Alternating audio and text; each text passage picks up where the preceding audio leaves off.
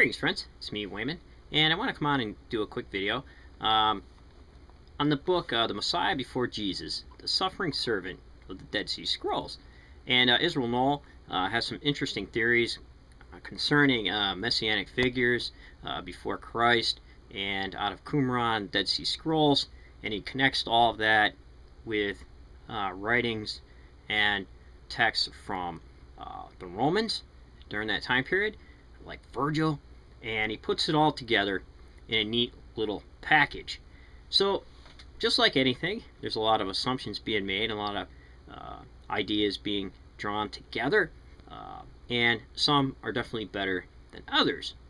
Recently, Isaac Newell had part in helping with the translation and interpretation of the Gabriel Revelation, which they call the Dead Sea Stone, which was a stone that they found, had ink in Hebrew text written on it, and they believed that it was a revelation, the Gabriel Revelation. They labeled it. So there's a big study going on with that. So this is the thing. There's a lot going on right now with the idea of the mystics and saying the whole Jesus thing was made up. On the other side, you say no, no, no. But I think I kind of land in the middle of that, because there's no such thing as pure culture, and definitely ideas were bounced off of each other. Sometimes people who were being conquered or forced assimilated ran parallel belief systems to undermine the authority of the dominating group. We see this happening quite a bit throughout history, especially the idea of found in Josephus' Wars of the Jews.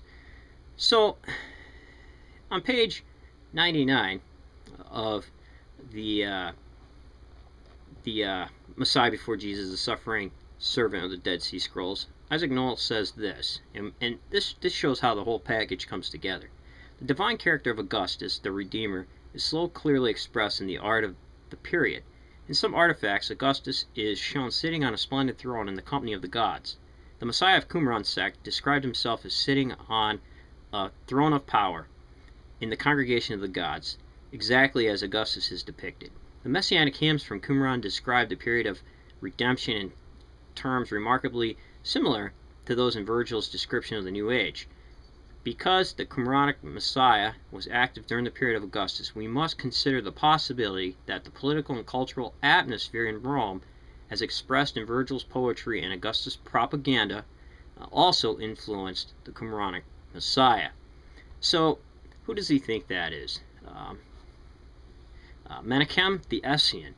He shows up in 4 BCE during the revolt when they all thought Herod was dead. They incite violence, and they decide to remove the eagle from the gate. And as everyone knows, Judaism doesn't take too kindly with imagery being erected. So to show disfavor with Rome and rebel, and also against the imagery, they incite violence and pretty much take it down. They hack it to pieces. Well, come to find out, Herod was not dead, and he takes those and he finds who did it, who done it, and he burns them. So Hill goes and he excommunicates Menahem the Essene, and him and his disciples leave. And Israel Knoll believes that the text, the messianic text of 4Q 49:1 was from Menahem the Essene, and because he set himself up as God, he was excommunicated. So let's just go to that scroll, which is pretty interesting, and the scholars label it the Song of Michael and the Just. So a lot of times if you don't have updated information, maybe you're reading things from 10-20 years ago, there's been a lot of progress made on it. So it's good to keep up with this kind of stuff if you're into it. But let's just see the writing, and scholars believe that the Song of Michael, this was Michael, the angel Michael talking. However, as we said before, Israel Knoll believes that it was Menahem the Essene. So here we go, the Song of Michael and the Just. A throne of strength in the congregation of the gods, so that not a single king of old shall sit on it, neither shall there be noble men. My glory is incomparable, and apart from me there is none exalted. None shall come to me, for I dwell in heaven, and there is no.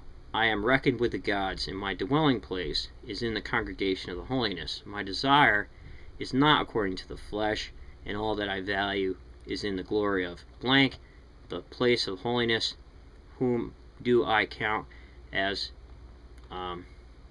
despicable, and who is comparable to me in my glory?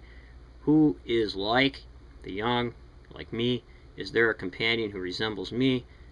I have no instruction resembles my instruction. Who shall attack me when I open my mouth, and who can deal with the issues of my lips? Who shall summon me to be destroyed by my judgment? For I am reckoned with the gods, and my glory is with the sons of the king. No pure gold or gold of Ophir. The battle. The priests of the sons of Aaron shall stand before the formations and shall blow trumpets of reminder. After this they shall open the gates for the foot soldiers, and the priests shall blow the trumpets to strike the formations of the nations.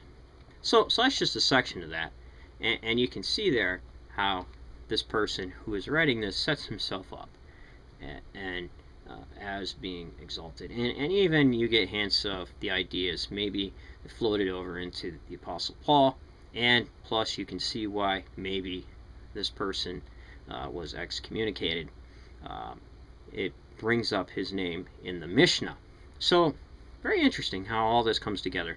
Like I say, I land in the middle, and I do believe that parallel lines are run in retaliation to the forced assimilation process, and also to undermine the authority. However, the whole thing probably is not totally made up, but a lot of motifs and elements from the pagan world definitely show up in the literature, because that's who they were writing to, and that's who the authors were trying to reach. The Greco-Romans, Greco-Roman Jews were writing these things. Greco-Romans were writing these things. So definitely the elements, virgin birth, that's how you tell a story of someone who's pious. That's how you explain a lot of those things. Definitely the motifs from Hercules, ascending to the gods and having a place among the gods after his labors here on earth. Very fascinating. And a lot of these cycles already exist. The John Logos idea ends up being in Proverbs 8, talking about Sophia being at the beginning of the world, the ascension up and down ideas, definitely the expectation of Elijah to return, things like that. So a lot of these elements were definitely there, and definitely the influence, as we read before from Isaac Knoll's book, of the Roman imperial cult. So very fascinating, and it was an enjoyable read. So let me know what you think. Take care, friends, and remember, if everybody's thinking alike, then somebody isn't thinking.